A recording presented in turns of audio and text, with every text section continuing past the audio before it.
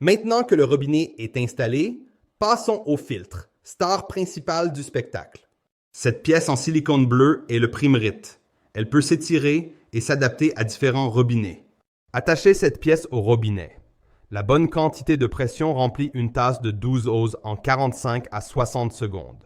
Ensuite, vous allez vouloir laisser l'eau couler et insérer le filtre dans le premier, n'est-ce pas? Si vous ouvrez le robinet trop fort, vous remarquerez peut-être que le joint commence à se gonfler. L'eau battra à l'extérieur des filtres noirs. Cela signifie que tu l'as fait. Laissez l'eau couler 60 secondes ou jusqu'à toute la longueur du filtre noir. Faites cela avec tous les filtres noirs et vous êtes prêt à les installer. Beaucoup peuvent aussi avoir des filtres à fluorure.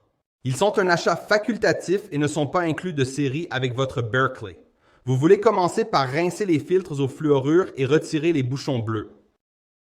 Nous réutiliserons le Primerite pour apprêter ceux-ci, mais vous aurez besoin de cet adaptateur blanc livré avec le même sac que le Primerite. Une extrémité de la pièce est filetée et l'autre ne l'est pas. Seul un côté du filtre au fluor est fileté, il ne peut donc être fixé que d'une seule manière.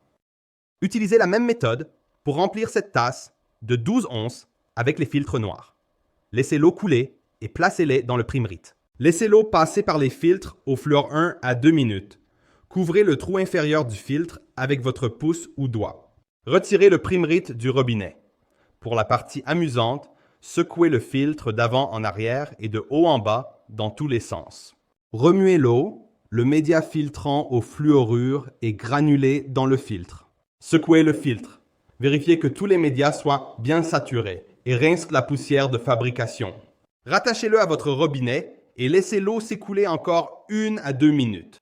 Installons maintenant les filtres amorcés dans le système. Allez-y et prenez la chambre supérieure et prenez l'un de nos filtres noirs. Allez-y et retirez l'écrou papillon. Nous allons laisser la rondelle noire sur la tige du filtre. Allez-y et placez délicatement le filtre à l'intérieur de la chambre supérieure.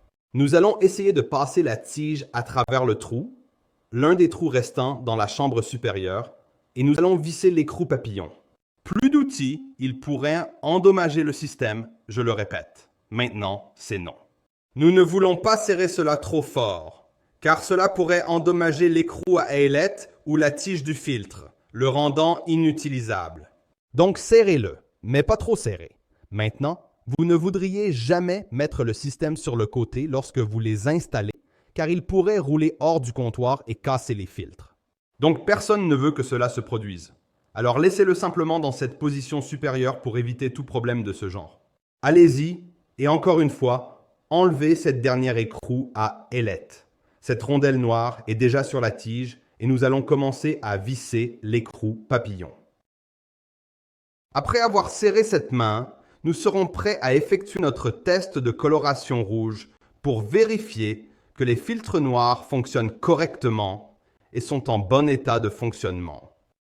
D'accord, prêt pour test colorant rouge? Allons-y et prenons Boko Mason, environ 2 ou 3. Saisissons la chambre supérieure avec nos filtres noirs. Vérifions si les filtres au fluorure ont été installés. Les filtres au fluorure ne peuvent pas passer le test du colorant rouge. Donc, assurez-vous que chaque filtre noir s'aligne avec chaque bocal Mason. Utilisez le troisième pour plus de stabilité.